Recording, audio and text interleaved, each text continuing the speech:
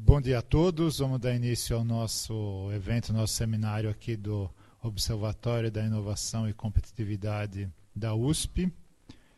Hoje com o Roberto Marques, que é da Poli, mas daqui a pouco eu falo do Roberto e do tema dele. Antes eu queria mostrar para vocês aqui, não sei se a nossa câmera consegue pegar, porque nós estamos aqui no Museu de Arte Contemporânea da USP. Aliás, quem puder visitar o prédio novo do MAC, tem uma que é lá no antigo Detran, que é de São Paulo, tem uma exposição de fotos do Mauro Restiff sobre a reforma do prédio, que é uma coisa assim extraordinária. Tá? Então, vamos lá. Gente, dá para pegar isso aqui? Não, né? Espera um pouquinho. É o seguinte, tem a revista Inova, né, que é uma revista, pelo nome, Discute Inovação, né, e ela fez uma matéria sobre o observatório e tal, tem um monte de mentira escrita aí sobre o observatório, tá bonita. E vocês vão achar daqui a pouco no link, no site do observatório, o link para a revista, e quem está aqui pode pegar um exemplar de papel, né, impresso, tem uma série de outros temas. Deu para pegar? A capa.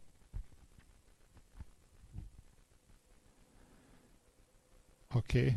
E a gente está discutindo com a revista de fazer uma cooperação mais próxima, né?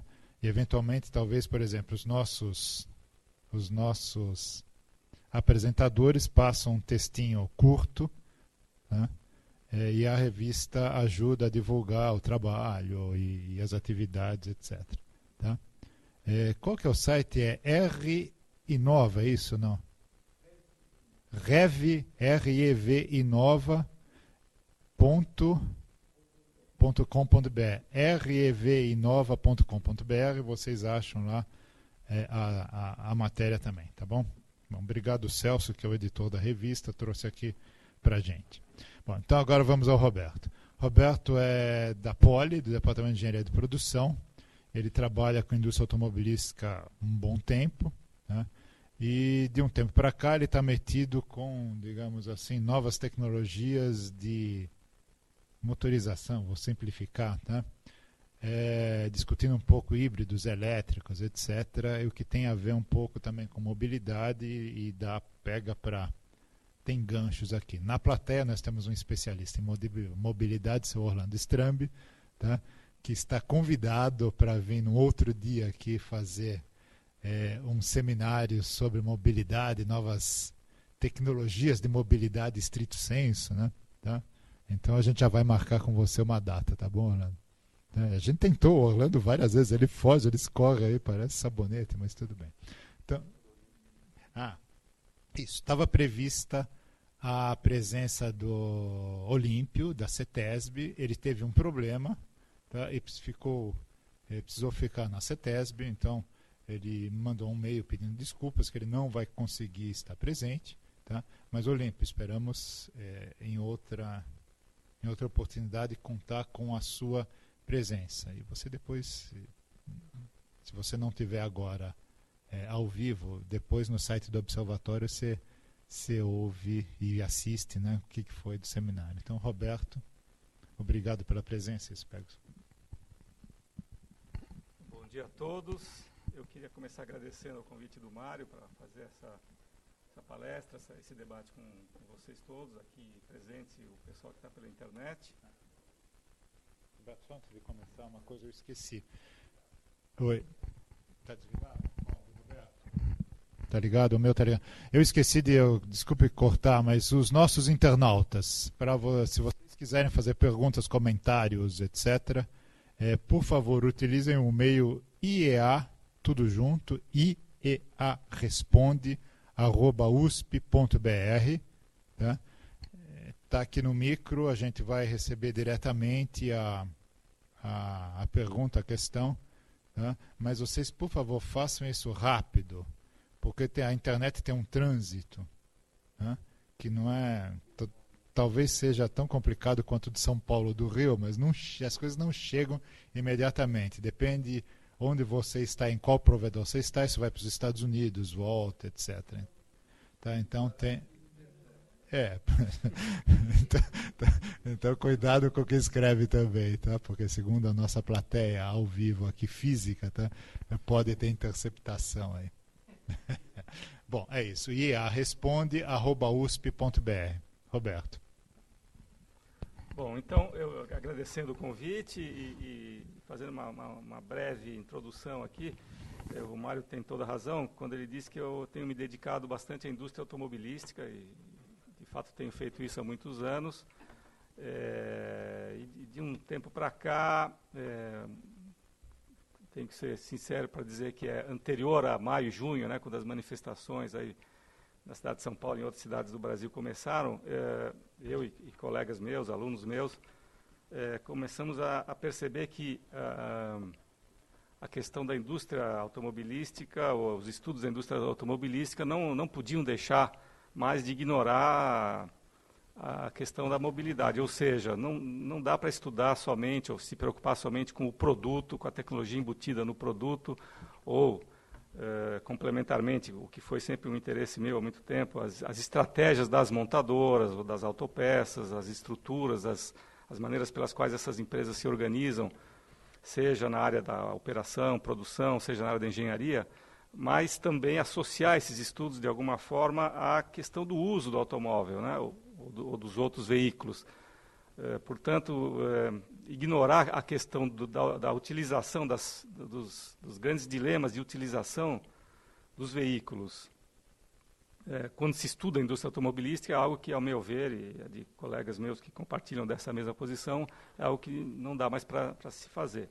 Então, é relativamente recente a minha preocupação, o meu interesse com a questão da mobilidade urbana de uma maneira geral, e é um pouco em cima dessas conexões entre o que está acontecendo com a indústria automotiva de uma maneira geral e os desafios da mobilidade é o que eu vou procurar desenvolver aqui com vocês. Algumas análises, algumas sugestões, algumas iniciativas que têm sido feitas por empresas, por governos, por outros tipos de agentes, no sentido de tentar resolver ou minimizar ou atenuar as várias questões ligadas à mobilidade.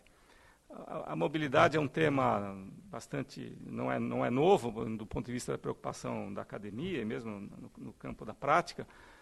O que a gente percebe, especialmente no lado acadêmico, assim, diferentes grupos de pesquisa, diferentes pesquisadores possuem naturalmente os seus viés, as suas áreas de concentração, né? Então, os arquitetos se preocupam muito com as questões de planejamento urbano, os engenheiros têm uma série de preocupações, normalmente mais ligadas à questão da tecnologia, né? Administradores, a questão também de planejamento, uso do automóvel. Eu vou me arriscar um pouquinho e tentar fazer essas conexões, né? Tentando levantar algumas questões e algumas iniciativas, como eu falei, de solução dos problemas, olhando para diversos pontos com um foco não muito grande, não muito profundo na questão da tecnologia. Embora eu seja engenheiro, a questão da tecnologia é algo importante para se estudar a mobilidade, mas não é minha área de especialidade, eu vou, vamos dizer assim, procurar associar a questão da tecnologia a outros aspectos também, ligados à questão da mobilidade, né? Bom, começando, todo mundo sabe, normalmente a discussão de mobilidade começa, em termos de Brasil, por citar um pouco da situação do Brasil como um mercado extremamente importante em termos mundiais para veículos, não só automóveis, para veículos de uma maneira geral, né? Nós estamos vivendo talvez uma segunda grande onda recente de grandes investimentos na indústria automotiva, a primeira, ou mais recente, anterior a essa, nos anos 90, muito focada em fábricas, né, operações fabris, agora também operações fabris, mas com talvez um grau de qualidade um pouco acima, onde a questão da engenharia também passa a ser algo importante. E o Brasil, agora em 2013, ele tem sido apontado como o quarto maior mercado do mundo em termos da indústria automotiva, em termos de vendas, né, incluindo veículos fabricados aqui e importados. O que não é algo irrelevante, é muito importante. O Brasil, de fato, do ponto de vista de mercado consumidor, né, o quarto maior do mundo e uma posição que deverá se manter para os próximos 15 anos, aproximadamente, por várias pesquisas, né, várias estimativas, com uma mudança nos patamares, nas outras posições. O Japão deve cair de importância, a Índia deve subir, superar o Brasil, na maior parte das pesquisas que têm sido feitas, mas, de qualquer forma, a ideia é que o Brasil continue em quarto lugar, alguma coisa nessa linha, o que, desse ponto de vista, também mostra a importância do nosso mercado, né?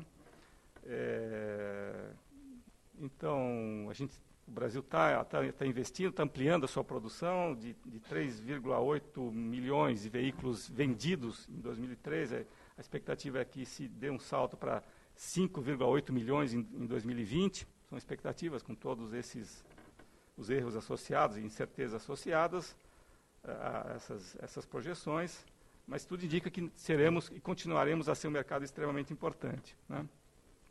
Há toda uma questão que eu vou abordar um pouquinho aqui, que para além da produção, né, e venda de produtos, qual é a capacidade que o Brasil tem, as empresas aqui instaladas e operando aqui no Brasil, têm de desenvolver produtos, vamos dizer assim, inovadores, ou pelo menos compatíveis com aquilo que está sendo oferecido, que já se oferece para consumidores de outros países.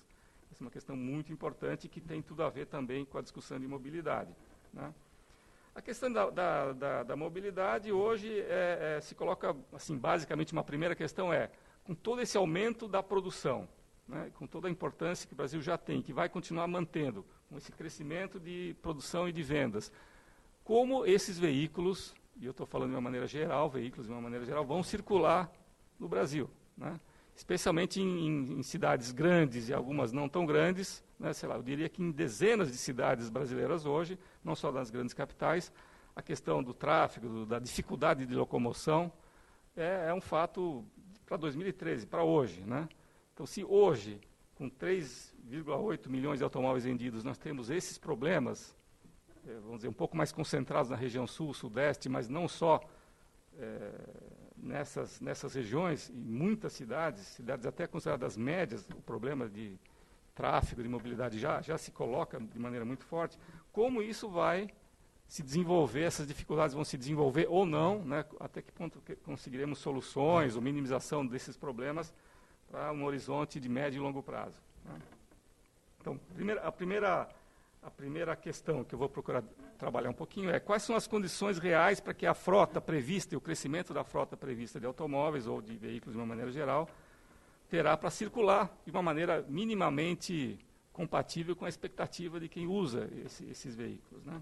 E o que precisa ser feito para que a mobilidade urbana melhore, né, as condições de mobilidade das pessoas melhorem, ao mesmo tempo em que se procura reduzir os impactos, especialmente os impactos ambientais oriundos do aumento da frota. E a segunda grande questão, importante também, seria quais têm sido as respostas que empresas, governos e a sociedade em geral têm dado para esse problema. E questionar um pouquinho, fazer algumas provocações em relação a essas respostas ou soluções que têm sido apresentadas. Então, nesse sentido, eu vou passar tanto um pouco pelas questões de tecnologia, né, tecnologia de motorização, como outros aspectos, né, que, uma vez que a gente sabe, isso não é é bastante claro, que as questões da mobilidade não passam somente por mudanças ou inovações tecnológicas. Essa é uma parte importante, porém longe de ser suficiente para resolver o problema.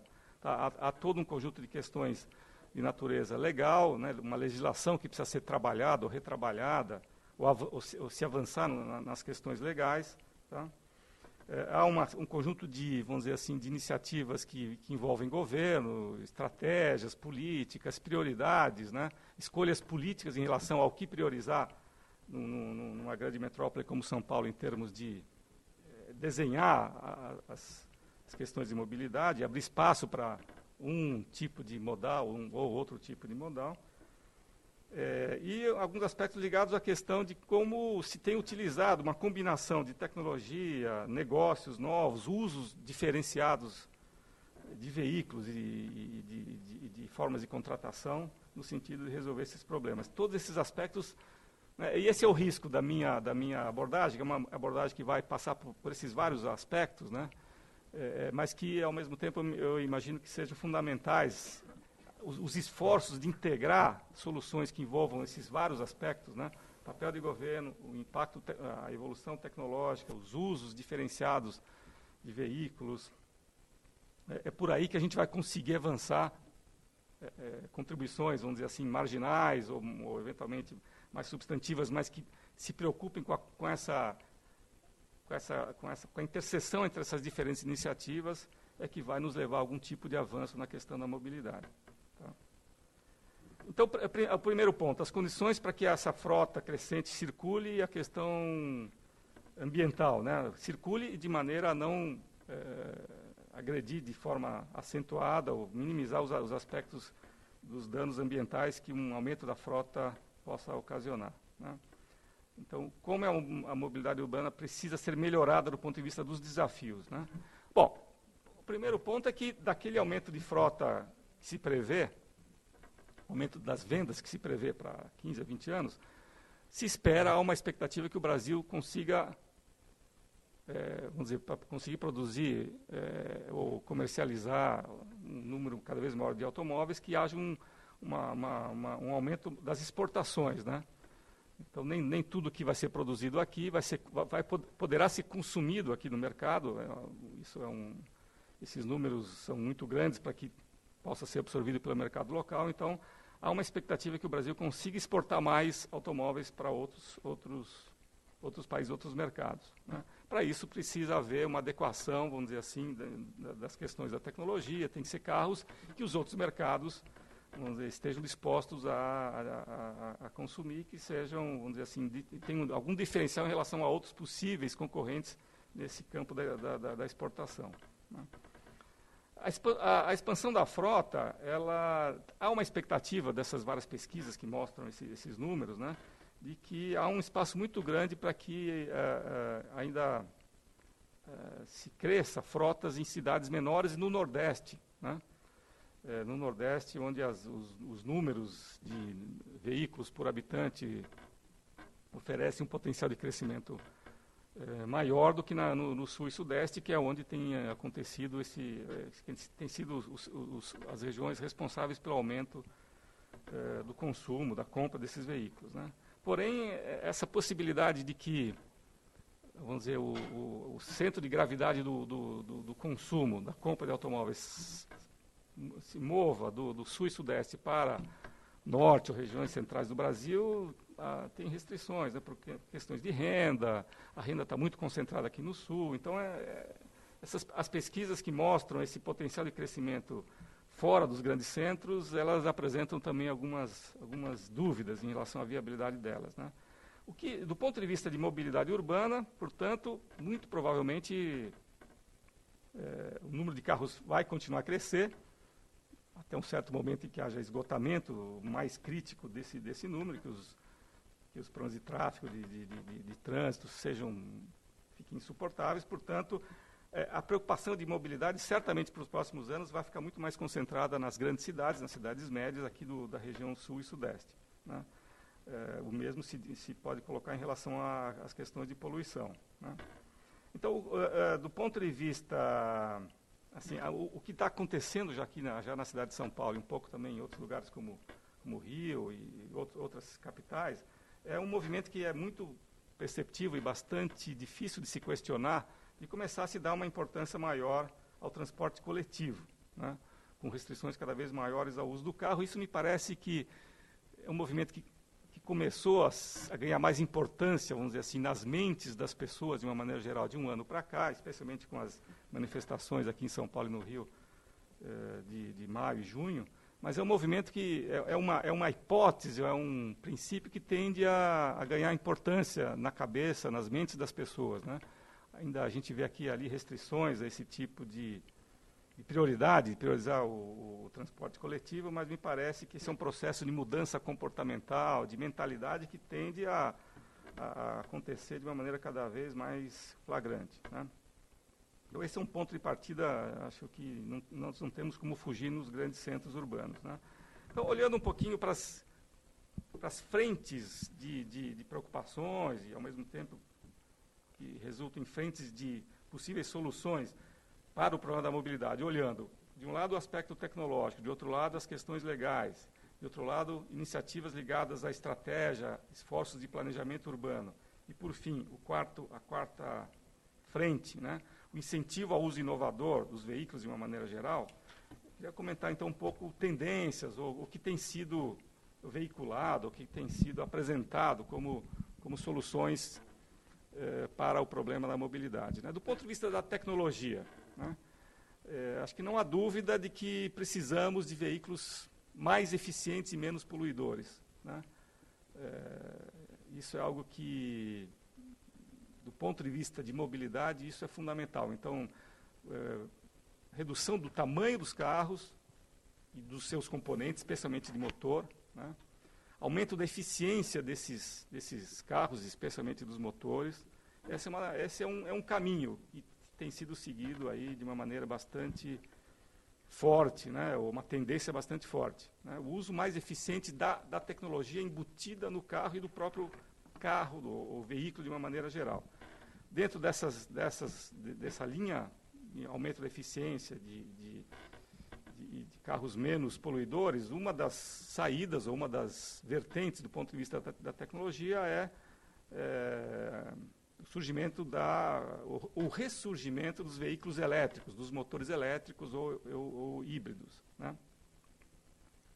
Que é uma tendência ainda em gestação, eu diria que é uma tecnologia emergente ainda, né? Não é uma solução definitiva, há uma série de questões ligadas à tecnologia que ainda não se viabilizaram quando se fala em motor elétrico, veículo elétrico, mas é algo que algumas montadoras e parte da cadeia de fornecimento dessas montadoras estão empenhadas em tentar resolver, né? E é uma possível solução.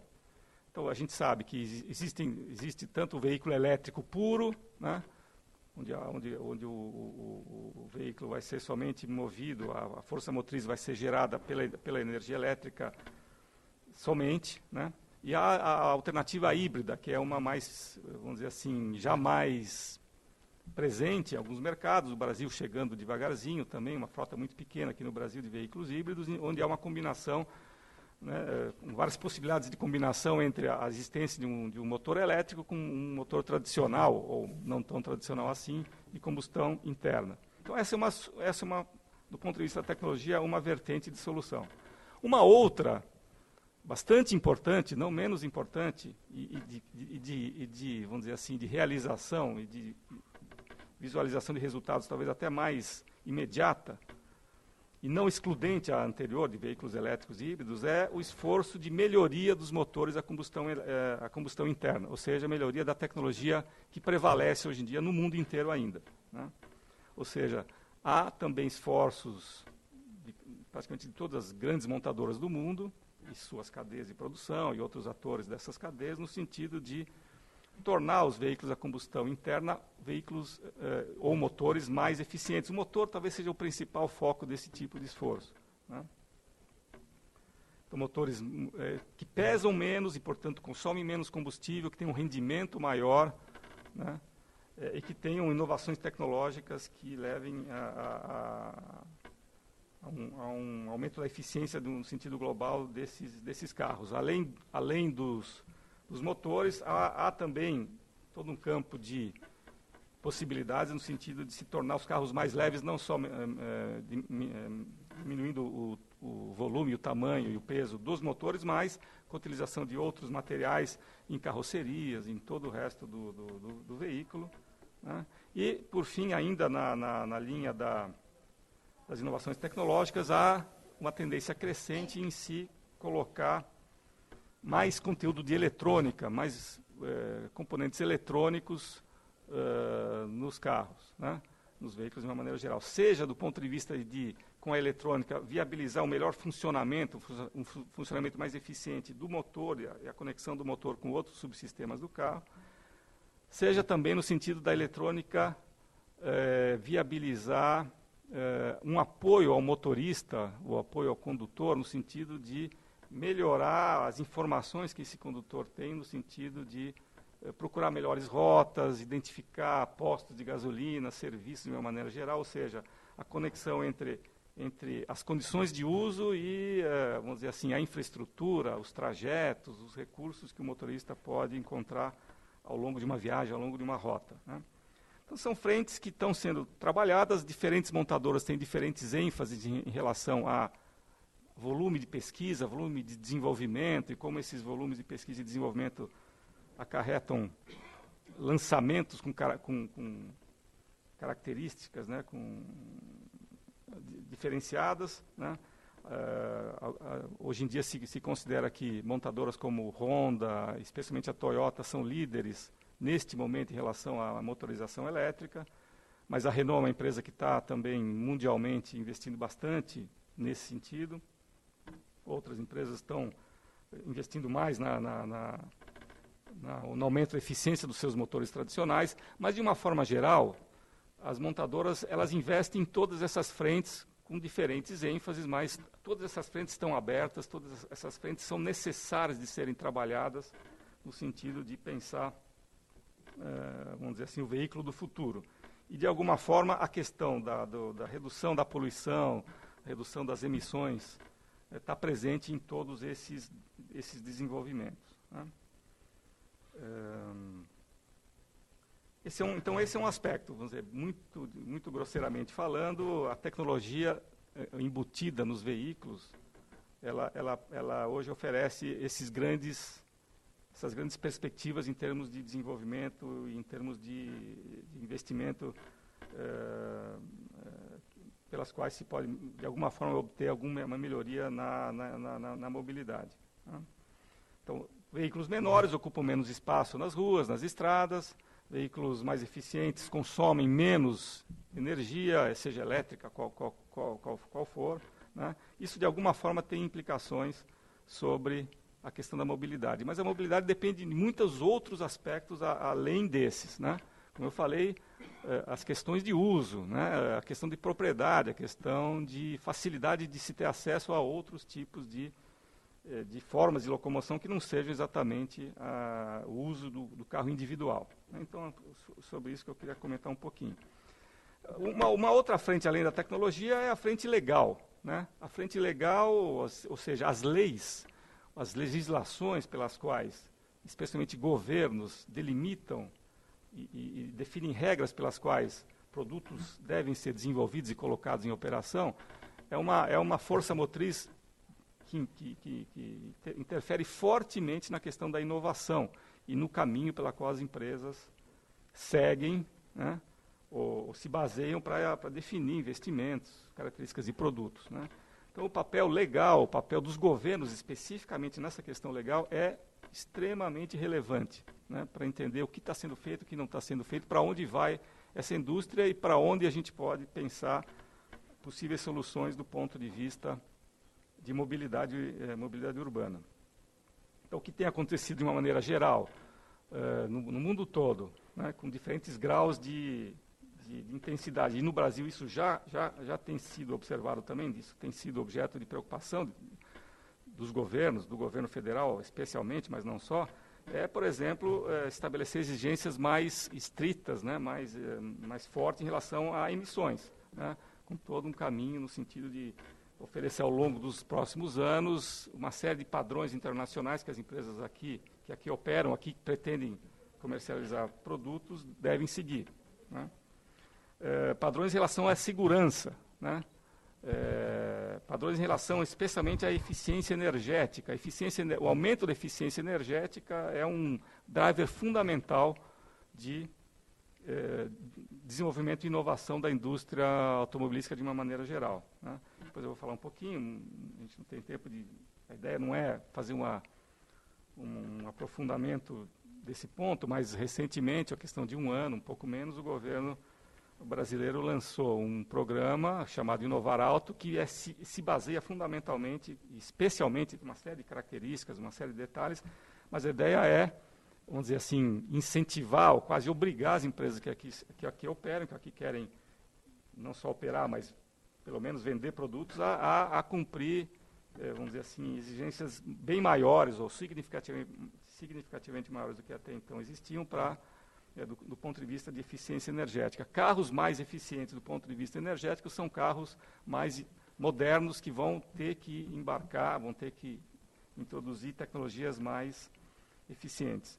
A indústria automotiva, eu não falei isso, mas acho que todos vocês, ou grande parte de vocês deve saber, é uma indústria já considerada uma indústria madura, né, consolidada, e que, portanto, tem um nível de reação, né, vamos dizer assim, à inovação, que é peculiar desse tipo de setor, né, onde prevalece a tecnologia, uma tecnologia já amadurecida. Isso falando especialmente da tecnologia que prevalece nos veículos no mundo inteiro, que é a de combustão interna, que é o de, vamos dizer, inovar. Muito poucas inovações radicais acontecem com frequência nessa indústria, né? É por isso que cresce muito a importância, vamos dizer, do aparato legal e da ação de governo, no sentido de regrar um pouco, ou de aumentar a exigência do ponto de vista legal, para que essas indústrias, que são em número relativamente pequeno do ponto de vista das montadoras, globalmente falando, induzam essas empresas que lideram a produção e comercialização desses veículos no mundo todo, se vejam mais incentivadas a inovarem, né? Então, esse aspecto legal é muito importante do ponto de vista de mobilidade urbana, não só no sentido de regrar o funcionamento dos automóveis, níveis de emissão, etc., mas também nos aspectos de mobilidade urbana de uma maneira mais geral, né?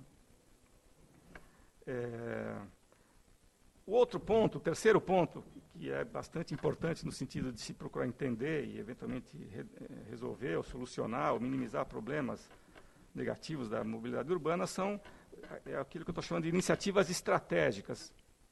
Fora as questões legais, iniciativas estratégicas, que normalmente também são lideradas por governos nos vários âmbitos, né, municipal, estadual, federal, mas que sozinhos também não têm condição de sozinhos resolverem ou de, vamos dizer, conduzirem iniciativas estratégicas, mas os princípios estratégicos ou os pressupostos que norteiam decisões no sentido de melhorar as questões da mobilidade não podem ser esquecidos, né?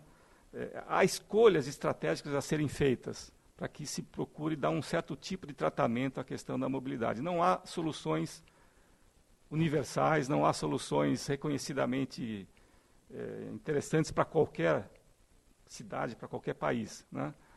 A história é muito importante, a história é diferente de um país para outro, o grau de desenvolvimento, questões comportamentais, abertura para novos padrões de uso do carro, a infraestrutura já existente, tudo isso configura situações muito diferentes de região para região, de cidade para cidade. Portanto, as soluções ligadas à mobilidade dependem de escolhas estratégicas, de princípios estratégicos que precisam ser assumidos, liderados em nível de governo, para que, do ponto de vista, vamos dizer, da mobilidade urbana, isso consiga ter algum tipo de tratamento adequado, que vai, vamos dizer, seguir um pouco, vai procurar seguir essas linhas estratégicas, né? Então, soluções desse tipo, que seguem algumas iniciativas estratégicas, existem em grande quantidade, né? Eu havia me referido já no início à questão de um princípio geral que me parece muito comum, talvez um dos pressupostos mais comuns de todas as cidades ou regiões que procuraram tratar a questão da mobilidade, é a necessidade de se privilegiar o transporte coletivo ao invés do transporte individual. Mas mesmo isso nem sempre é padrão, ou é visto em todos os lugares da mesma forma, recebe a mesma receptividade em todos os lugares. E aí o exemplo clássico é comparar, vamos dizer, o que acontece nos Estados Unidos, em grandes cidades americanas, com o que acontece, por exemplo, na Europa, em outros lugares, né? Por uma série de questões históricas, vamos dizer assim, muitas cidades americanas foram pensadas e têm recursos muito melhores do que outros lugares do mundo para privilegiar o veículo, o transporte individual. Fora o fato, apesar de que mesmo nestas cidades, cita-se muito Los Angeles como uma cidade onde, apesar de ser uma cidade com grandes avenidas, com 8, 10 pistas cada uma, varrerem e cortarem a cidade de norte a sul, há problemas seríssimos hoje em dia, de uns anos para cá, também em cidades como Los Angeles. Mas, de uma maneira geral, os Estados Unidos foi o país onde o maior número de cidades existem voltadas, né, ao uso do transporte individual do automóvel. Mas mesmo lá, esse tipo como eu falei, esse tipo de princípio tem começado já a se ver questionado. Então, essa ideia de uma tendência cada vez maior à priorização do transporte coletivo em relação ao transporte individual é uma tendência muito forte. Mas isso é um princípio geral, quer dizer, que soluções ou que iniciativas podem ser feitas nessa direção, há um leque muito grande. Então, se fala, por exemplo, em pedágio urbano, né? Volta e meia aqui em São Paulo, políticos, técnicos, mesmo estudiosos, levanta a questão do pedágio urbano. Em algumas cidades essa iniciativa foi implementada, a mais conhecida é em Londres, né, onde o pedágio urbano tem tido resultados aparentemente muito bons, como mostram estudos vários que já foram feitos lá, e há um conjunto de características que explicam por que funcionou bem o pedágio urbano, essa iniciativa específica em Londres. Isso não quer dizer que em São Paulo, por exemplo, essa solução possa ser feita com o mesmo tipo de impacto, né? Mas é interessante olhar um pouco para essas questões, quer dizer, o que explica os bons resultados que Londres teve com o pedágio urbano e por que em São Paulo, por exemplo, há uma celeuma, a princípio, uma discussão tão grande, uma controvérsia tão grande sobre a viabilidade desse tipo de iniciativa numa cidade como São Paulo. Há questões muito interessantes nessa linha, né, de reflexão. Outra solução é aumentar rodízio, né, um número maior de dias em que o mesmo carro não possa circular. Há uma questão que é muito levantada, especialmente por arquitetos, né, especializados na área de planejamento urbano, que é a necessidade premente de se pensar como cidades ou regiões, que padrões de desenvolvimento, que padrões de utilização dessas cidades o planejamento urbano viabilizou, abriu espaço ou não abriu espaço para que a mobilidade possa ser melhor equacionada. São Paulo é uma cidade onde, até onde eu tenho observado, todos são unânimes, todos os planejadores urbanos ou técnicos nessa área colocam restrições muito grandes, quer dizer, como São Paulo é uma cidade que não foi objeto, ao longo dos anos, de um planejamento urbano que pudesse, vamos dizer assim, oferecer condições mínimas de melhoria da mobilidade, né? Então, numa cidade como essa, onde essas restrições tenderão a permanecer, as restrições para que a mobilidade melhore são muito grandes, né? Mas certamente não se pode negar a importância de se pensar, por exemplo, do ponto de vista de médio e longo prazo, a importância que tem para a mobilidade urbana a localização das regiões onde as pessoas trabalham vis-à-vis onde elas moram, né? São Paulo tem problemas muito grandes nesse aspecto, o que faz com que o número de viagens e as distâncias das viagens sejam muito grandes e muito frequentes. Ou seja, uma parte, assim, teoricamente falando, conceitualmente falando, uma boa parte das viagens, seja em distância, seja em frequência, poderia ser minimizado se a gente tivesse em São Paulo ou em outros centros, né, uma aproximação maior entre locais de moradia e locais de trabalho, né? Mas esse é um ponto que, do ponto de vista de uma solução de médio prazo, as restrições, como eu falei, são muito grandes, mas não se pode deixar de pensar nisso, né, de alguma forma, para soluções de médio e longo prazo, né? De uma maneira geral, um outro princípio, um outro pressuposto que tem sido defendido e me parece também que faz bastante sentido, não é aquele de desincentivar a compra do veículo, né, a compra de carros, a compra de ônibus, a compra de caminhões. Especialmente essa é uma discussão mais concentrada na parte de automóveis, né? A questão, vamos dizer, do ponto de vista de planejamento, de identificação de iniciativas de melhoria da mobilidade, ela deve tomar como princípio, essa é uma posição minha, mas não só minha, a ideia não é restringir propriedade, mas sim melhorar as condições de escolha daquele que tem o automóvel, no sentido de ele poder não usar o automóvel a maior parte do tempo, né? Ter alternativas de locomoção que não dependam exclusivamente do automóvel, e aí a gente pode pensar para São Paulo e outros centros urbanos um conjunto de soluções interessantes, porque de uma forma ou de outra o automóvel, o uso individual não vai deixar de existir, né? E ele não deixa de existir nas melhores cidades em termos de mobilidade urbana que existem no mundo, né? A gente pode tomar como exemplo um pouco cidades europeias, os países da Europa Ocidental, onde o número de veículos por habitante é um número bastante significativo, mas as pessoas usam muito menos o carro do que usam em outros países, como o Brasil, mesmo Estados Unidos, né? Porque essas pessoas têm alternativas de uso para a locomoção, né? Especialmente para trabalho, ao longo da semana, que fazem com que esses automóveis não sejam necessários uma boa parte do tempo. Tá? Então, esse é o aspecto do ponto de vista das iniciativas estratégicas. Eu queria, então, finalizar essa primeira parte falando de algumas iniciativas interessantes. Algumas delas não existem aqui no Brasil, algumas delas já começam a existir, algumas delas o Brasil talvez até foi pioneiro no sentido de oferecer soluções que levam em conta, vamos dizer assim, esses vários aspectos, a tecnologia, um princípio estratégico, associado a uma questão mais legal, né, de legislação. E que elas têm, em geral, essas iniciativas, que eu acho interessantes de serem citadas, comentadas aqui, elas têm essa iniciativa de se focarem nas questões de uso inovador do automóvel. Portanto, na questão do uso, menos da questão da produção do produto e mais na questão do seu uso, né? Que é o convite que eu gostaria de fazer para a gente procurar pensar um pouquinho mais, né, de utilizar novas tecnologias de uma forma inovadora.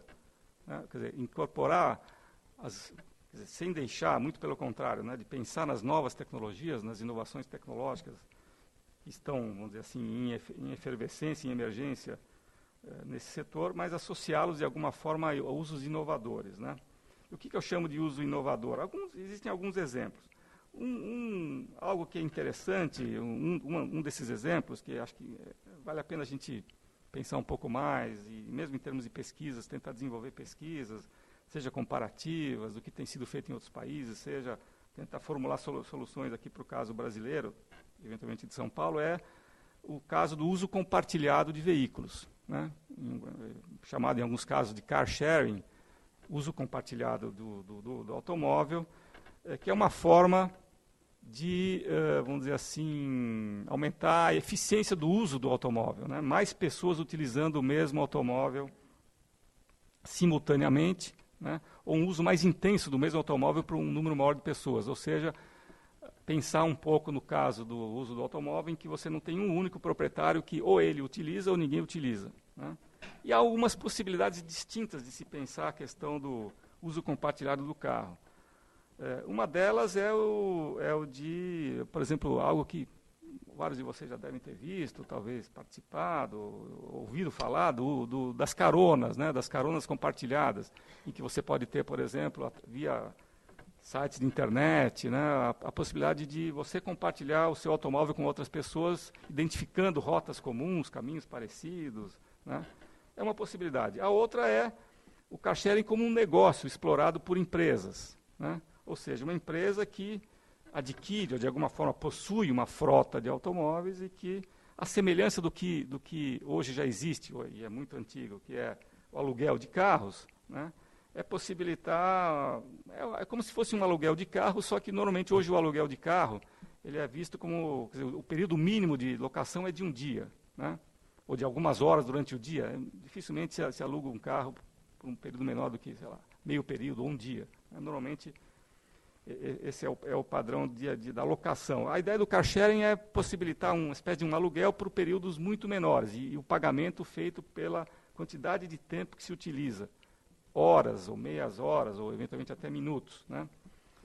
E ter essa disponibilidade de usar esse tipo de carro espalhado de uma maneira muito mais difusa, muito mais forte pela cidade ou por uma região. De maneira que um carro pode ser parte de uma viagem, né?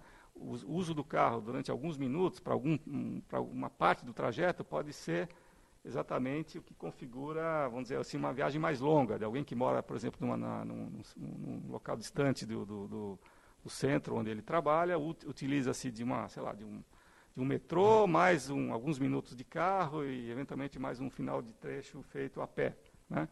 Então, a ideia é essa seria uma possibilidade, né? Então, isso pode virar um negócio, isso pode ser um negócio explorado por empresas. É interessante, depois eu queria falar um pouquinho mais à frente sobre isso, mas posso já adiantar que algumas montadoras já estão, vamos dizer, explorando esse mercado.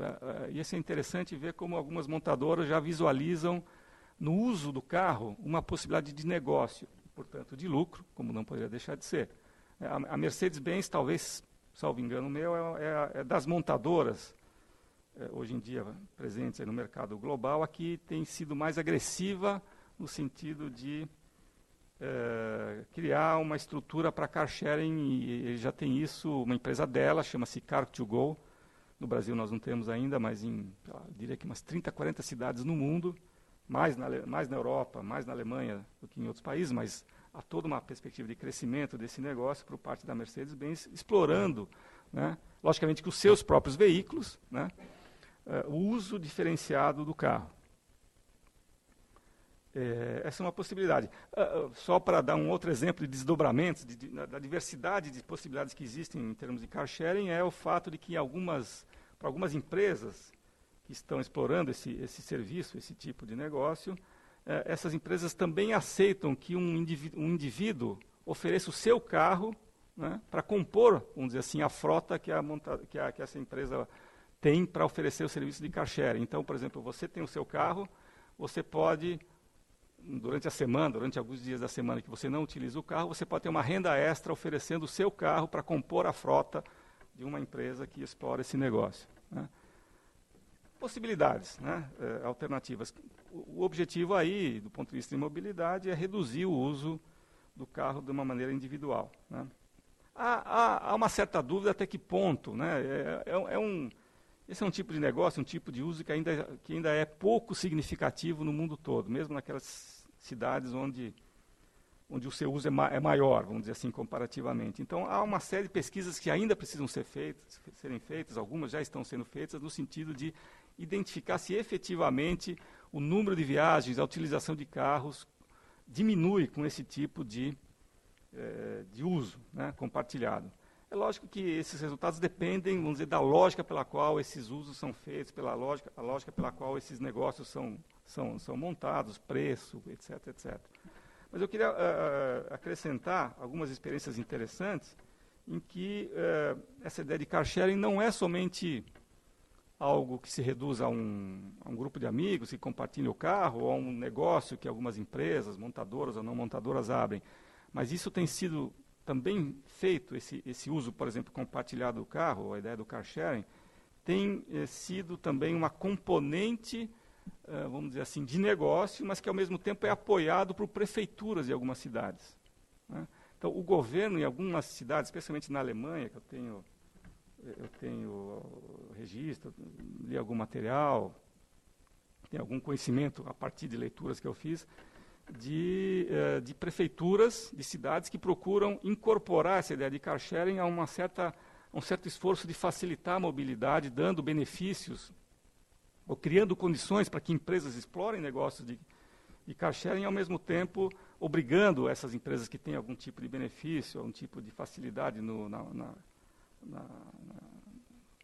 montagem do negócio com ofertas ou com contrapartidas que elas têm que oferecer à população, né? Então, por exemplo, em uma cidade especificamente na Alemanha, chamada Ulm, a prefeitura local tem sido muito agressiva no sentido de estimular empresas de car sharing. Tem um acordo com a Car2Go da Mercedes-Benz, em que a prefeitura, de alguma forma, facilitou a identificação de estacionamentos para essas frotas de car sharing, mas, por outro lado, fez um conjunto de exigências de contrapartida para que, por exemplo, estudantes, né, que tenham já uma carteira de habilitação, possam utilizar o carro, tenham um certo número de minutos disponíveis de graça ao longo do mês, como se fosse algo que eles têm lá no seu cartãozinho de passe escolar, para poder utilizar car sharing dessas empresas, por serem universitários,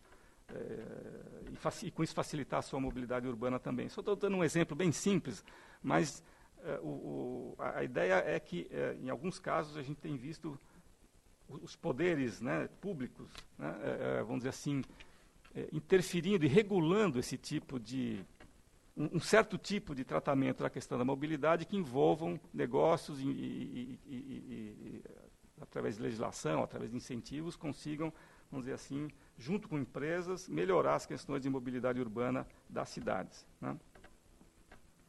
Bom, então, com isso eu encerro então essa primeira parte, que é falar um pouco de frentes de trabalho, frentes de atenção que tem que ser dadas à questão da mobilidade urbana. E eu queria agora explorar um pouquinho mais algumas das iniciativas. Já comecei a falar um pouquinho agora no final, né, sobre car sharing, mas falar um pouco mais sobre iniciativas que existem no setor, no Brasil e fora do Brasil, do ponto de vista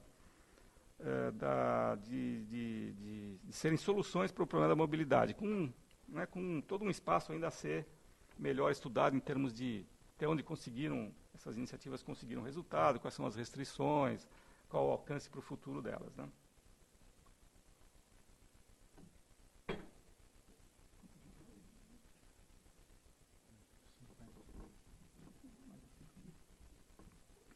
Bom, do ponto de vista da sociedade, de uma maneira geral, a gente tem visto, eu queria só ressaltar mais uma vez o que a gente tem visto aqui no Brasil, né? A questão da mobilidade ganhou uma importância muito grande, esse ano especialmente, né? E isso tende a acontecer, isso deve só apontar para um futuro em que a sociedade está despertando para as questões da mobilidade, a participação ou a pressão da sociedade para que questões de mobilidade, não só de mobilidade, mas esse é o nosso tema hoje aqui, sejam tratados de uma forma mais sistemática, mais séria, com resultados mais palpáveis, vamos dizer assim, no curto prazo, né? Olhando um pouquinho para as iniciativas do ponto de vista, agora, especificamente da tecnologia, o que a gente pode falar sobre, por exemplo, motor elétrico e híbrido, né, as novas formas de motorização? Eu já falei um pouquinho sobre isso, só dando uma repassada, acrescentando alguns pontos, né? Eu diria assim, motorização elétrica e híbrida, durante alguns anos, ainda vai ser uma solução que, do ponto de vista tanto de tecnologia como de uso, uma solução de emergência, assim, que está emergindo, né, que ainda não vai tomar o lugar da tecnologia tradicional dos motores a combustão interna. Até porque, como eu falei, há um conjunto de iniciativas de melhoria dos motores a combustão interna que estão sendo feitas, já foram feitas em grande parte nos países desenvolvidos e que no Brasil, especialmente no Brasil, nós estamos ainda muito carentes de que sejam transferidas para cá, né? Então, o espaço que as melhorias da tecnologia convencional apresentam, especialmente aqui para países em desenvolvimento, países como o Brasil, só reforça essa questão de que a transição tecnológica para motores elétricos ou mesmo híbridos possivelmente será feita, mas de uma maneira bastante lenta, né? Portanto, eu diria que no curto e médio prazo, a motorização elétrica e híbrida pode ser uma solução para nichos, né, para aplicações específicas, né, para alguns tipos de viagens, alguns tipos de frotas, alguns tipos de necessidades. Há uma série de entraves do ponto de vista tecnológico, seja a questão da bateria, que é uma questão chave ainda para a qual não se tem uma solução econômica e tecnicamente viável, seja para as questões de utilização mesmo, né? Para motores elétricos puros, que funcionam somente com motor elétrico, é necessário, por exemplo, toda uma preocupação com a infraestrutura de recarga das baterias, né? Postos de recarga, uma infraestrutura de recarga, que não é algo muito complicado de se fazer, mas que no Brasil ainda nem se pensou ainda em resolver, associada à própria questão do uso das baterias, né? Então, esse é um aspecto chave. Então, soluções de nicho podem acontecer. Podem ser uma solução de curto prazo, de uma certa forma já existem algumas aplicações para isso, especialmente fora do Brasil, vou citá-las daqui a pouquinho. Então, algo que é urgente em termos de Brasil é se trazer veículos, especialmente carros, mas não só carros, com mais em que soluções já desenvolvidas fora, né, e presentes nos carros oferecidos fora do Brasil possam ser trazidos aqui para nós, né? Os motores turbo, de pequeno porte, que funcionem com muito mais eficiência do que nós temos aqui. Está começando, é um processo que está começando a acontecer. Eu queria fazer uma referência também ao fato do Brasil ser o líder em termos de etanol, né? Quando a gente fala em etanol, estamos falando da tecnologia convencional, combustão interna. Eu e o Mário tivemos, semana passada, uma reunião muito interessante com especialistas nessa área de motores, em que me pareceu argumentos muito interessantes foram colocados lá, que mostram, ou que procuram mostrar que foi a partir da introdução do etanol e nos motores bicombustíveis aqui no Brasil que se criou uma grande parte das competências de engenharia que nós temos hoje aqui no Brasil. E esses mesmos especialistas, estávamos discutindo com eles, e eles nos colocando como que, em termos de futuro, ainda há um espaço muito grande para melhoria dos motores a combustão interna, naquilo que se refere à utilização do etanol, né? Há um espaço muito grande de melhoria, que as montadoras aqui presentes ainda têm pouco se preocupado com isso até o momento, mas que, de alguma forma, a partir de um esforço que elas podem fazer, que tem que ser feitos aqui no Brasil, porque é aqui que reside o conhecimento de engenharia de motores funcionando a etanol e variações do etanol, não só poderemos ter carros muito mais eficientes, motores muito mais eficientes, como também há um espaço para que, ao se dominar esse tipo de avanço tecnológico para etanol, o Brasil, as engenharias funcionando no Brasil, possam, no curto prazo, oferecer essas soluções para outros países também, à medida que esses países começarem a utilizar também soluções baseadas em bicombustíveis, como aqui no Brasil nós já fazemos, e somos os líderes, né?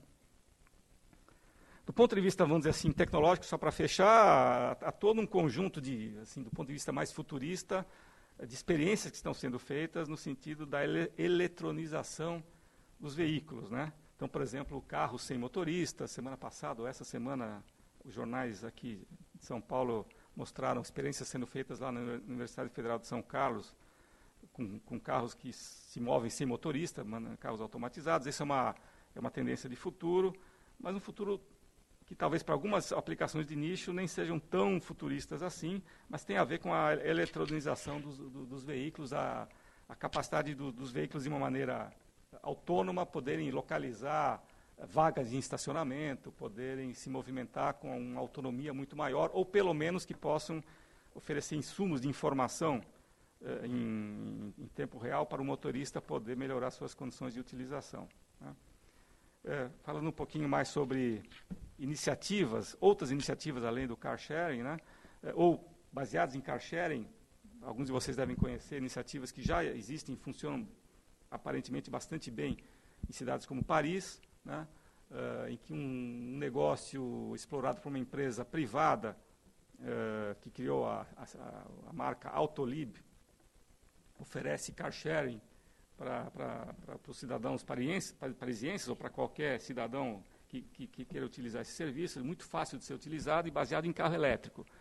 Toda a frota de veículos que funciona no esquema de car sharing da empresa chamada Autolib, ou desse negócio, são carros elétricos e que, enquanto não estão sendo utilizados por um usuário, estão sendo carregados numa estaçãozinha de recarga da bateria, né?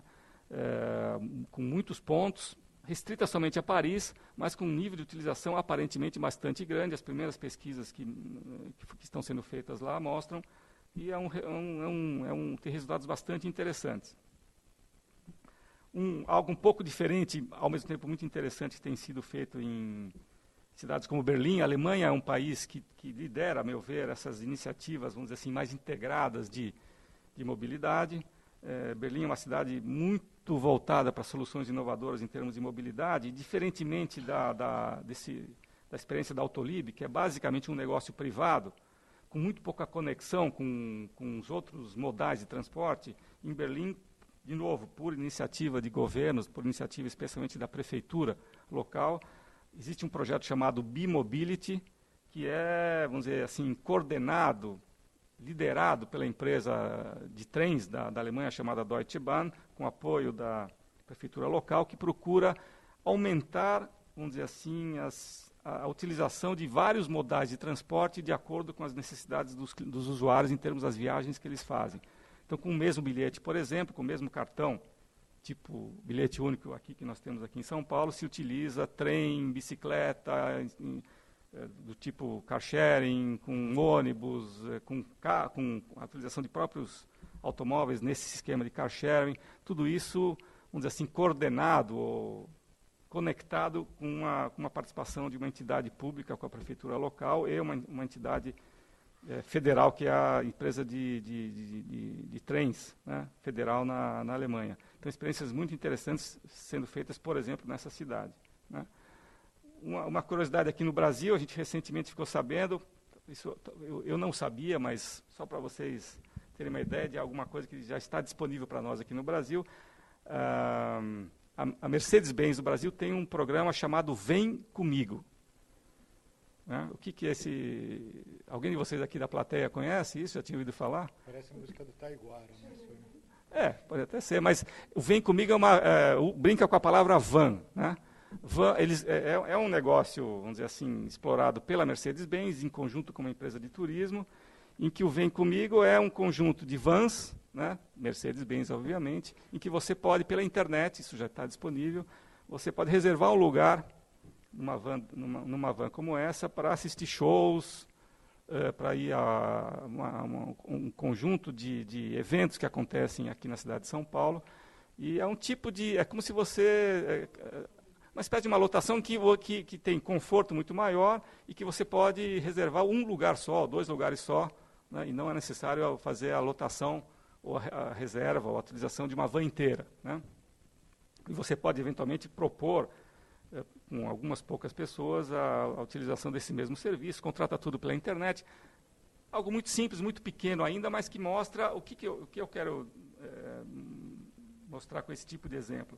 Novos negócios que estão sendo possíveis, ou estão sendo possíveis no sentido de terem alguma atratividade por conta das questões de mobilidade que grandes centros como São Paulo oferecem. Alguns desses negócios explorados por montadoras tradicionais, que até então nunca pensaram em algo diferente a não ser produzir e vender ônibus, caminhões, motocicletas, etc., né? Mas também uma possibilidade de abertura de novos negócios para empresas que não participavam ou nunca participaram da cadeia automotiva de uma maneira geral, né? Então, há um conjunto de possibilidades nesse âmbito também que eu acho que não pode ser desconsiderado quando a gente pensa em solução para o problema da mobilidade. Eu queria falar mais um pouquinho agora de iniciativas de governo, 2 palavrinhas sobre Inovar Alto, que é uma iniciativa, acho, bastante importante aqui no Brasil, com participação forte de governo e que, com esse viés de, através de uma legislação que estabelece regras ou pressupostos ou condições para que as frotas atendam a exigências fundamentalmente ligadas à eficiência energética, isso induz a melhoria do produto que a gente encontra aqui no Brasil, que vai passar a encontrar cada vez mais aqui no Brasil, né? Incentivando não tanto especificamente e formalmente o carro elétrico ou híbrido, mas eventualmente também, né?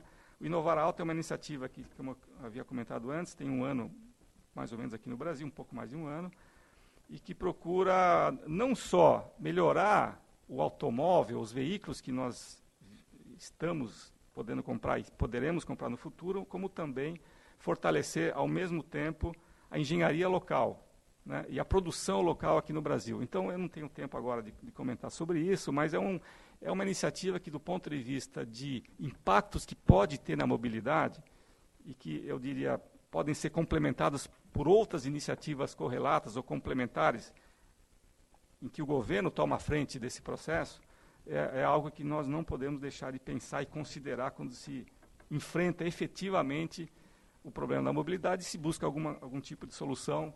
Nós não sabemos exatamente qual é, e nem aqui é o meu objetivo colocar isso, né? Outras iniciativas que partiram fundamentalmente de governos, mas não só. Os BRTs, né? A solução BRT, Bus Rapid Transit, que é algo que, na verdade, o país pioneiro, a cidade pioneira é uma cidade brasileira, de Curitiba, e que hoje em dia é uma solução que o Brasil deixou, vamos dizer assim, ficou um pouco para trás durante muito tempo nessa solução específica, mas que o mundo todo, grandes cidades, grandes investimentos foram feitos em BRTs, que nada mais são do que corredores exclusivos para ônibus, só que com um tratamento bastante, quando se fala em BRT especificamente, é uma certa discussão sobre o conceito, mas a ideia é que sejam faixas restritas, especificamente restritas a ônibus, né, com acesso facilitado ao cliente e com a necessidade de, nesse mesmo tipo de solução, o bilhete ser comprado fora do próprio ônibus. Essas características definem o BRT e com toda uma possibilidade de conexão com outros modais, que, por exemplo, cidades como Bogotá, na Colômbia, México, Cidade do México, no México, Istambul, na Turquia, cidades, portanto, não do primeiro mundo, têm implementado já com bastante sucesso há alguns anos, né? Uma solução de transporte coletivo, vamos dizer, capitaneadas por governos, por prefeituras, por financiamento eventualmente facilitado por outras instâncias de governo, mas como sendo soluções interessantes, que agora a gente começa a ver no Brasil um certo renascimento, uma certa volta à importância de consideração desse tipo de solução. Falei de outras como a de Berlim, o programa B-Mobility. São Paulo está começando já, né, já tem um conjunto de iniciativas ligadas a corredores de ônibus em evolução, mas sem tanto planejamento, sem tanto cuidado com outras características que, por exemplo, a gente observa na cidade de Bogotá ou no México, algo que precisa ser considerado melhor. Londres, pedágio urbano, a cidade lá de Ulm, na Alemanha, com as iniciativas de car sharing, ou seja, um conjunto de iniciativas que deveriam ser melhor estudadas, algumas com mais ênfase, por terem mais aplicabilidade a países como o Brasil, cidades brasileiras, outras menos, mas há um espaço bastante grande de exploração, inclusive do ponto de vista acadêmico, mas certamente também do ponto de vista das práticas, né, das soluções concretas, de pensar conjuntamente tecnologia, inovação no uso, estímulo a que algumas dessas soluções sejam negócios explorados eventualmente pela iniciativa privada, né, como soluções a serem pensadas e consideradas do ponto de vista de soluções para a mobilidade. Então, só para concluir, mais um minuto, eu estou fechando aqui, Mário. As soluções são variadas, né, não há soluções ótimas, é um problema extremamente complexo. Eu procurei um pouco correr esse risco de pensar nessas conexões entre os vários aspectos dessas soluções. Mas essas soluções dependem, eu queria enfatizar isso, que elas dependem de conexões com diferentes atores, né? O empresário, a pressão ou a escuta em relação ao que o cliente necessita, o que o cidadão necessita, entidades de governo, as instâncias governamentais, formas de financiamento dessas soluções. Então, as conexões e a existência de atores que façam a costura dessas soluções, que liderem o processo de geração dessas soluções concertado, é fundamental, né?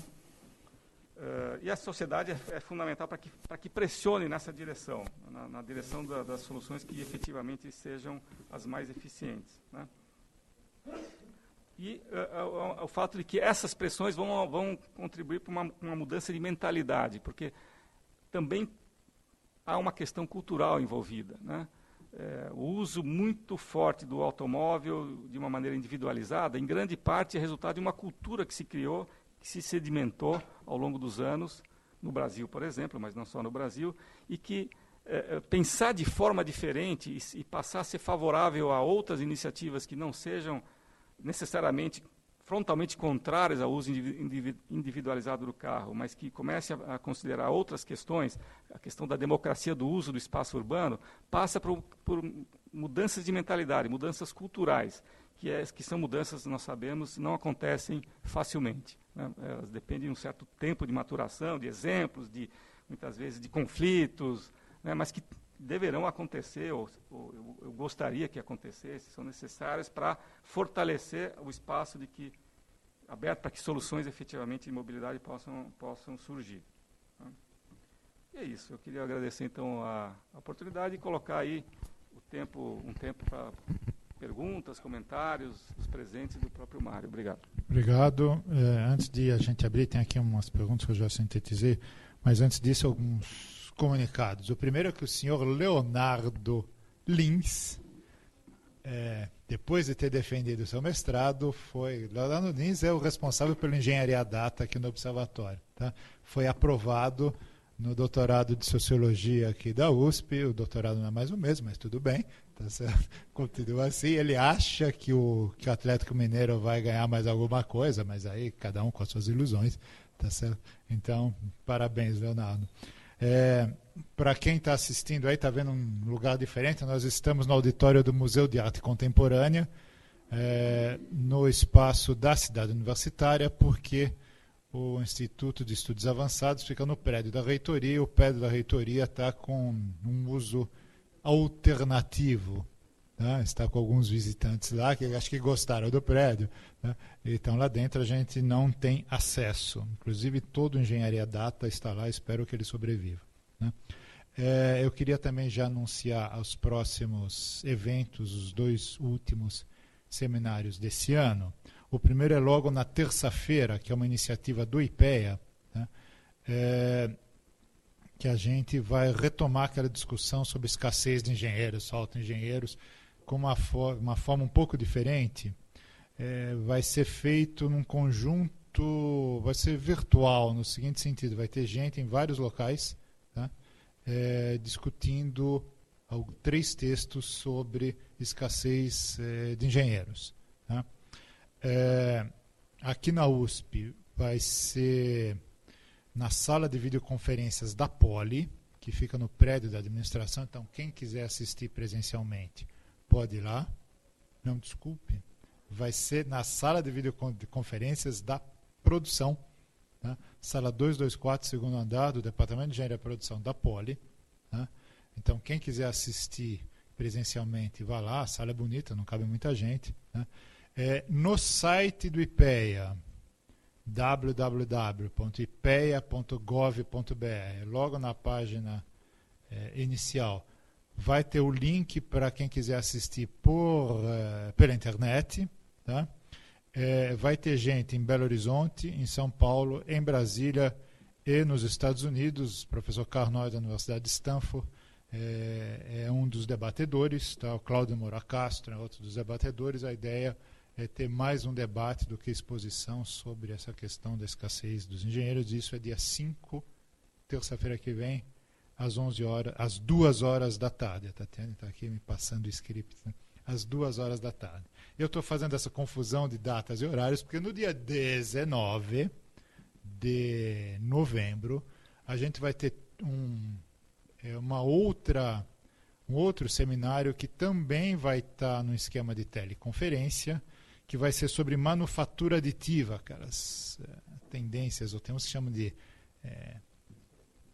tem impressora 3D, mas tem uma coisa eletrônica. Não, manufatura digital, enfim, usam todos esses, a terceira ou a 24ª, aí depende de qual classificação, mas enfim, vai ter uma discussão sobre esse assunto, que eu acho que são as 2 pessoas que no Brasil mais entendem do tema, que é o Reginaldo Coelho, da Escola de Engenharia de São Carlos, que vai estar em videoconferência lá de São Carlos, junto com o Eduardo Zancu, que vai estar aqui. Esse sim vai ser no auditório, vai ser na sala de videoconferências da Poli, que fica no prédio da administração. Tá? Vai ser dia 19, às 11 horas da manhã. Ambos vão ter transmissão pela internet, e o primeiro dá para pegar o link pelo site do IPEA, o segundo, dia 19, de manufatura aditiva, no site normal, né, que vocês estão acostumados, do IA, do Observatório, e assim vai. Bom, acho que eu não esqueci mais nada aqui enquanto a plateia, vejo se tem alguma questão na plateia, eu passo aqui, enquanto eu falo, vocês vão se manifestando se quiserem conversar. Tem 3 grupos de consideração aqui que eu juntei. Um vem de alguém do grupo lá que você até fez alguma referência, do Hamilton Sinatra, do Hélio Goldenstein, que é um grupo da Poli, Tá? O Hamilton Sinatra é da engenharia mecânica, o Hélio Goldenstein é da metalurgia, mas eles têm um projeto grande, que levou muito tempo para conseguir financiamento, sobre análise dos componentes, análise do desgaste, do atrito, etc., dos componentes de carro a álcool. Por incrível que pareça, não se conhece nada sobre isso, o que eles chamam lá de tribologia, mas isso aí parece mais antropologia, né? Tratar do estudo dos índios, mas enfim, é do desgaste e do atrito. Então não tem, o Brasil tem anos de carro elétrico, não se sabe qual é o comportamento das peças do motor, do carro a álcool, tá certo? É que o carro a álcool a gente fica um pouco inebriado, mas do carro a álcool a gente não sabe, não se conhece tecnicamente como é que acontece. Então eles estão estudando isso junto com um conjunto de empresas, das que eu me lembro. Tem a Malha, a Petrobras, tem uma montadora que eu não lembro mais qual é, eu acho que é uma, eu não vou falar, dá que não é, atrapalha o projeto deles. Tem a Fundição Tupi também que está no meio. Tá? Mas eles levantaram aqui algumas coisas que depois se junta com uma última pergunta que apareceu aqui, de algumas tecnologias que emergiram aí nos motores de combustão tradicionais, tá? Você comentou motores 1.0, 3 litros, 3 cilindros, turbo, que tem uma altíssima taxa de compressão, e isso favorece o álcool, que seria o melhor combustível para esse tipo de motor, se você comenta alguma coisa, tá? Aumenta as possibilidades de aplicação do álcool ou de aderência do álcool a uma perspectiva nova aí de motores a combustão. Então aparentemente isso pode dar uma sobrevida no álcool, não no Brasil, mas fora. Aí tem cabeçotes móveis, tem o esquema start-stop, né, que acho que isso é viabilizado por uma eletrônica nova aí, né? Porque o start-stop é aquele troço que o carro desliga sozinho e liga sozinho quando você para no trânsito, etc. Aí eu fiz uma pergunta para um técnico, falei, bom, eu sempre ouvi falar que o pior da poluição é quando você liga o carro, porque está tudo desregulado. Eu falei, mas aí com as possibilidades de eletrônica, eles desenvolveram um esquema que memoriza a última regulagem, e ele já parte dessa última regulagem. Como o carro também não fica muito tempo parado, ele não chega a esfriar, etc, etc. Né? O Orlando, que entende disso, está dizendo que está certo, então acho que é isso, tá bom. Bom, enfim. Tem um monte de empresas que tem isso. Não tem aqui no Brasil, mas tem vários carros no exterior que tem isso. Tá? Bom, enfim, aí tem um conjunto mais do lado das tecnologias. O novo Golf, mas que é alemão, né? Vai fazer, mas é alemão. Tá? E não sei se tem para álcool, mas isso é uma outra coisa. Tem alguns importados, tem um da Ford, tem outros aí que também tem. Enfim, a outra coisa é uma pergunta sobre o esquema que você falou aí de carros de Paris, Autolib. E aí eu junto com uma coisa que eu lembrei. Tá? Há uns 10 anos atrás ou mais, tá? Mas dessa ordem de grandeza, 10, 15 anos, a PSA é dona das marcas Peugeot e Citroën. Agora eu não lembro qual das marcas, mas é uma delas. Tá? Eles começaram uma experiência que depois foi desativada de car sharing. Muito voltada para estações de trem. A ideia é que a pessoa, em algumas cidades da Europa, pegasse o trem, chegasse na estação e pegasse o carro, comprava-se. O foco era um público, como é que eu diria, empresarial, ou seja, a serviço. Né? Então ele se locomoveria intercidades de trem, né? Aí pegaria o carro, rodaria na região, etc., devolveria e voltaria com o trem. Essa experiência não deu certo. Né? Talvez tenha a ver com o sistema de controle, se fosse muito rígido, etc., mas se você conhecer alguma coisa, comenta. Tá? A questão aqui que surge também é sobre o do Autolib. Se você tem algum dado, alguma avaliação, você falou que tem algumas pesquisas aí, perguntaram se tem algum dado, alguma avaliação desse esquema. Como é que está sendo o uso, se ele se rentabiliza uma vez que é privado ou não, coisa assim. E o terceiro tem a ver, volta um pouco com tecnologia, etc. Tem o carro elétrico, o híbrido, aí eu coloco célula de hidrogênio, que aparentemente foi um pouco reabilitado nos últimos tempos, talvez em parte por avanços nas células, talvez em parte por fracassos no elétrico, né? Principalmente nas baterias, que não avançou tanto quanto se imaginava, né? Você comentou que tem poucos, mas tem algum dado de difusão assim? Pouco quer dizer quanto? Como é que cresce a curva? Não sei se tem alguma coisa nesse sentido, mas a questão que chegou aqui tem a ver com difusão, mas pode até botar no pacote todo sobre, digamos, essas alternativas que tentam ser alternativas ao motor de combustão interna. É isso. Gente, alguma pergunta aqui da presencial? Adriana.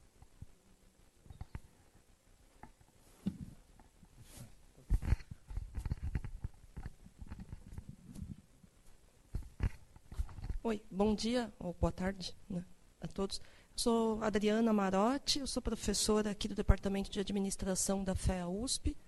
Venho há bastante tempo trabalhando, o Roberto foi meu orientador, nós trabalhamos juntos em muitas dessas temáticas, né, discutidas. Muito boa apresentação, Roberto. Né, sempre, né, chefe, a gente sempre trata assim, né, muito bom. Distorção de avaliação, né, enfim.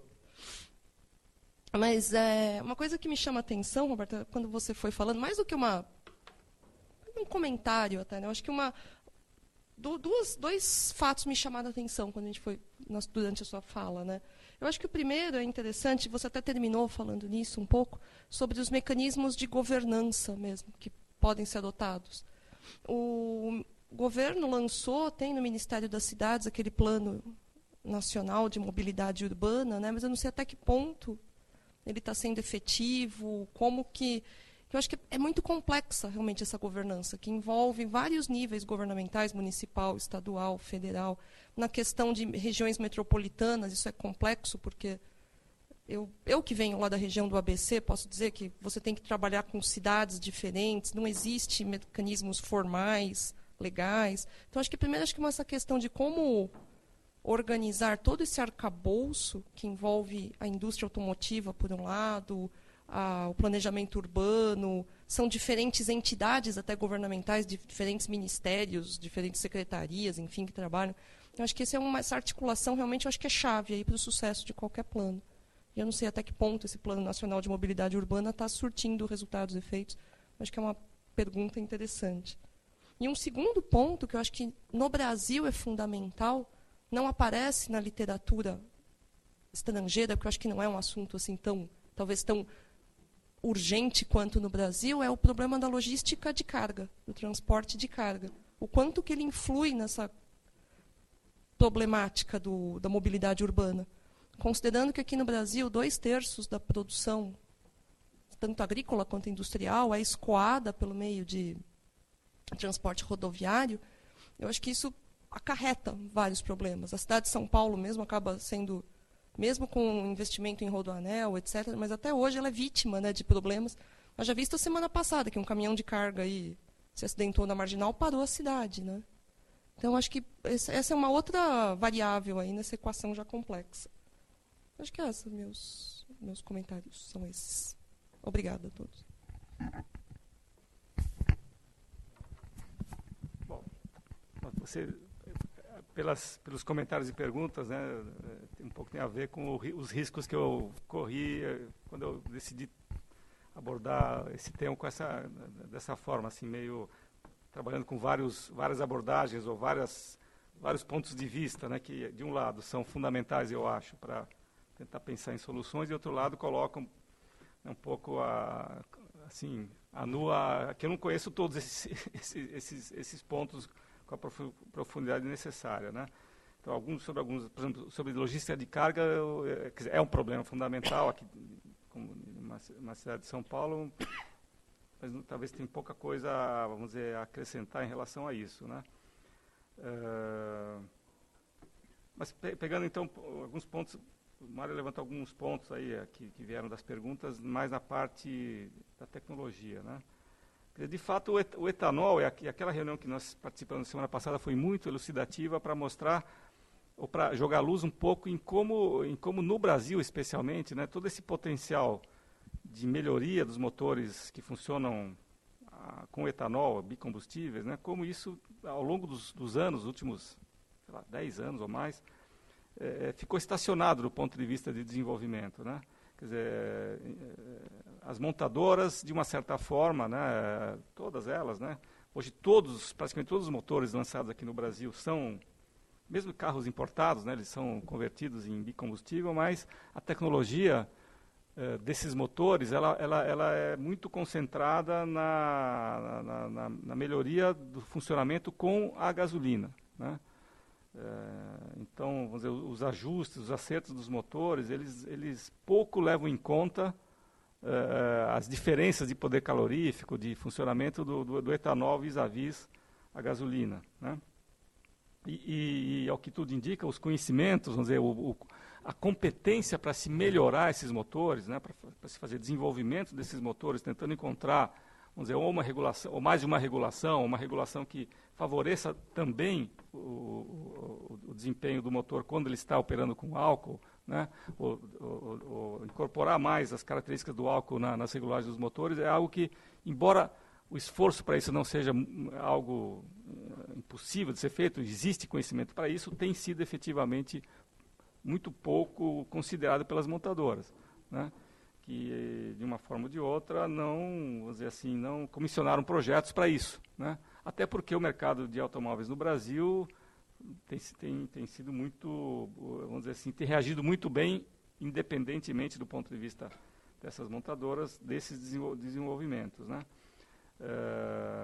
Outros aspectos que teriam muito impacto na questão da mobilidade, especialmente na questão de poluição, emissões, por exemplo, o recurso do start-stop, é algo que já é absolutamente dominado, né, por essas mesmas montadoras. E elas, no Brasil, o primeiro carro vai começar a ser lançado agora, fabricado aqui no Brasil, com esse tipo de recurso, né. Então, quer dizer, não é falta de conhecimento, não é falta da disponibilidade técnica dessa inovação, é algum outro fator que tem a ver com a propensão, ou o incentivo, ou a decisão que as montadoras aqui presentes não tomam no sentido de incorporar, por algum motivo, esse outros tipos de recursos que já existem fora, né?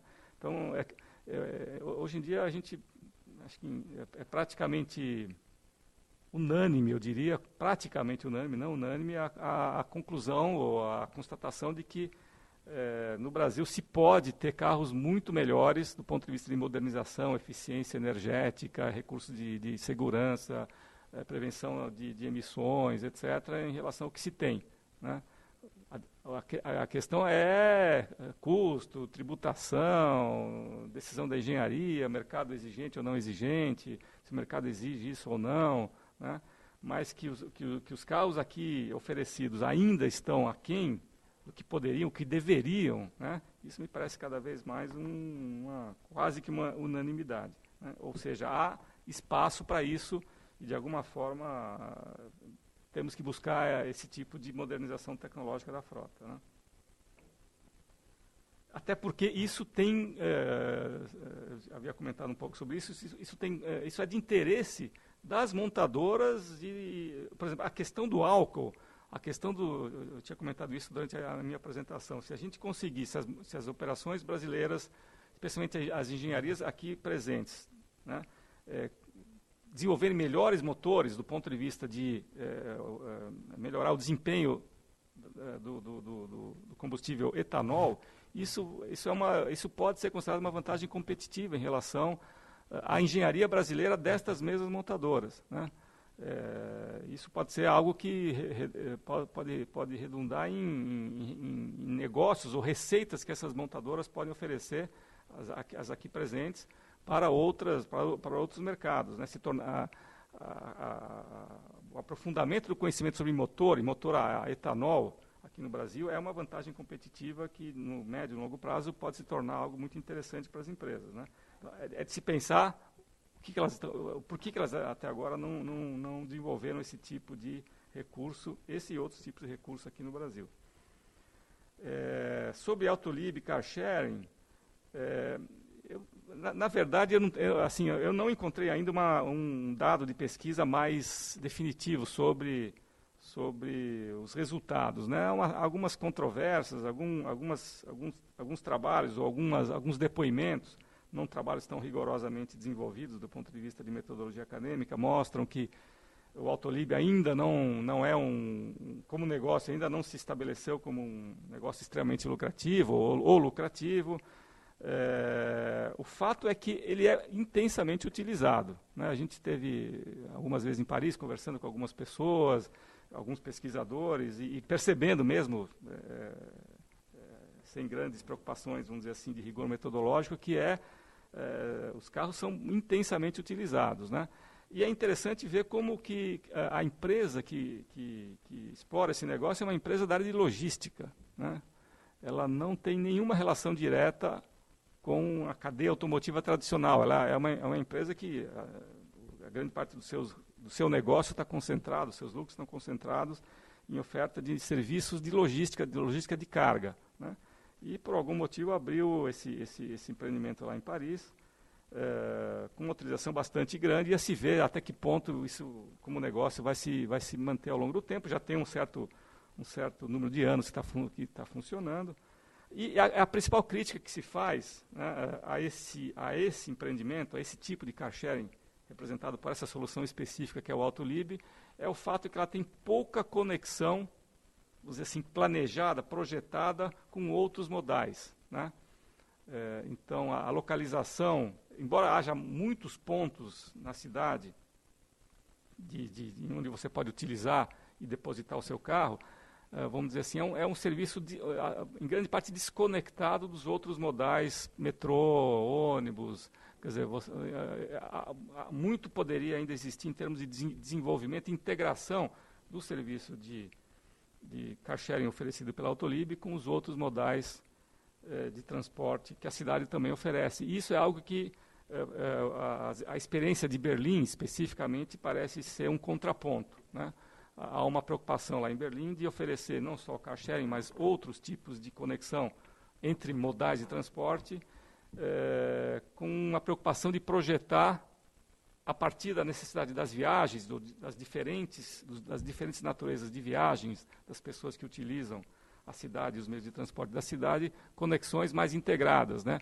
Portanto, o projeto do serviço de mobilidade ele é mais estudado, e a partir de um desenho, né, que pressupõe a conexão, o uso de diferentes modalidades de transporte, é um pressuposto de quem está fazendo, vamos dizer, a governança, pegando aí a palavra que a Adriana citou, no projeto e na operação desse serviço, né? Então, acho que aí tem alguns pontos interessantes para se pensar. Sobre números, né, eu tenho alguns números, eu acabei não me preocupando em fazer algumas estatísticas, mas o que se sabe é que, em termos de carros híbridos, né, hoje em dia há uma frota no mundo de aproximadamente 1 milhão de carros, que não é significativo em relação ao total da frota, mas 1 milhão de carros rodando, especialmente carros híbridos rodando no mundo. Grande parte dessa frota está concentrada na Califórnia, nos Estados Unidos, e no Japão, que são as regiões ou países onde, por motivos de legislação, de comportamento do consumidor e de oferta também, né, e de incentivo do ponto de vista de governo, a compra desses carros, onde essa frota está concentrada, né? Então, de novo, o comportamento, ou essa concentração de carros híbridos na Califórnia e no Japão tem a ver com alguns aspectos. Primeiro, o incentivo governamental para facilitar, estimular a compra pelos usuários desses carros, né? São estímulos significativos, né, que o governo tem dado nessas localidades e em outras também, para que, vamos dizer assim, esse tipo de motorização seja parte, vamos dizer assim, de um leque de ofertas cada vez mais competitivo, né? A outra é a questão da legislação, né? A legislação de emissões na Califórnia é a mais rigorosa dos Estados Unidos, é uma espécie de um padrão para outros estados, né? Existe uma legislação federal e uma legislação específica da Califórnia. Hoje em dia, os outros demais estados podem optar por uma das duas, não podem criar outras, né? Uma lei que existe lá nos Estados Unidos. Ou um estado pode optar pela legislação da Califórnia, que é bastante rígida, ou por uma legislação federal que também é rígida, e isso explica também, especialmente na Califórnia, onde essa legislação tem vigência já de muitos anos, essa frota significativa, e um pouco talvez a questão comportamental também, né? Um certo apreço, uma certa abertura. Não sei quão importante é isso do ponto de vista de uma cultura ligada à questão ambiental, menos poluição, que talvez exista de uma maneira diferenciada nessas duas regiões, né? Então, é uma frota muito pequena, porém, que tende a crescer de uma maneira, vamos dizer assim, não muito forte, mas mais concentrada em alguns países do que em outros, né? A célula de hidrogênio, de fato, tem sido observada em algumas pesquisas de rotas tecnológicas como algo que, as primeiras pesquisas de rotas tecnológicas de motorização alternativa à combustão interna colocavam as células de hidrogênio como vamos dizer, o estágio mais longínquo desse processo, né? A rota mais, sei lá, daqui a 30 anos aproximadamente, e as revisões mais recentes das previsões tecnológicas de motorização alternativa a combustíveis, a combustão interna, inverteram o carro híbrido, o carro elétrico, totalmente elétrico, plug-in, com a célula de hidrogênio. Então, algumas projeções apostam, né, que a célula de hidrogênio vai se difundir antes do que o carro totalmente elétrico, né? Primeiro viria o carro híbrido, com algumas variações desse carro híbrido, há variações, né, do híbrido. Depois, mais à frente, a célula de hidrogênio, e só lá na frente, depois da célula de hidrogênio, o carro totalmente elétrico, né? Mais um comentário, talvez tenha mais algumas perguntas que surgiram depois. Bom, ainda sobre o car sharing, muito se fala, e algumas tentativas têm sido feitas sobre a consideração do último quilômetro, né? O car sharing, ou bike sharing, né? Tentar oferecer alternativas de uso compartilhado de diferentes tipos de veículos, não só carro, no último quilômetro, ou seja, o último quilômetro percorrido entre o cliente e a sua casa, ou entre o cidadão e o seu trabalho, né? Teria um espaço talvez aí diferenciado, específico para a utilização, a experimentação de uso compartilhado de uma série de veículos aí.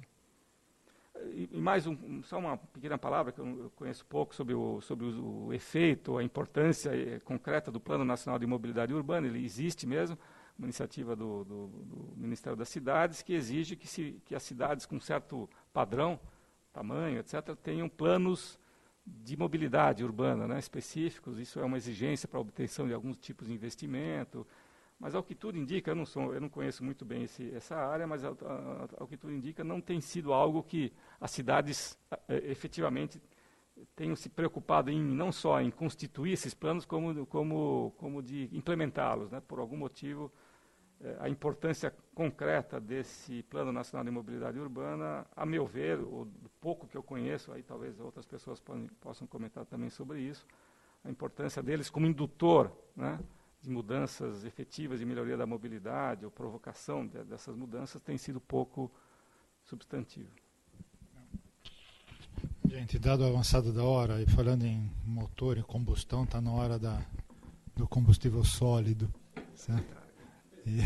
Então eu gostaria de agradecer a presença de todos, seja remotamente, seja presencialmente, agradecer principalmente para o Roberto pela exposição e discussão, convidá-los para os 2 próximos eventos, no dia 5 basicamente pela internet, 14 horas, link no site do IPEA, www.ipea.gov.br, e no dia 19, que vai ser fisicamente em outro lugar por causa da teleconferência, vai ser na sala de videoconferências da Poli, que fica no prédio da administração da Poli. Chegando lá, quem quiser ir, pergunta onde é o prédio, é fácil chegar, né? Ou assiste pela internet no link tradicional aqui do IEA do Observatório. Obrigado a todos e até a próxima. Quem está presencialmente aqui tem as revistas Inova, quem quiser folhear, levar e tal, eles deixaram aqui de cortesia, tá bom? Obrigado.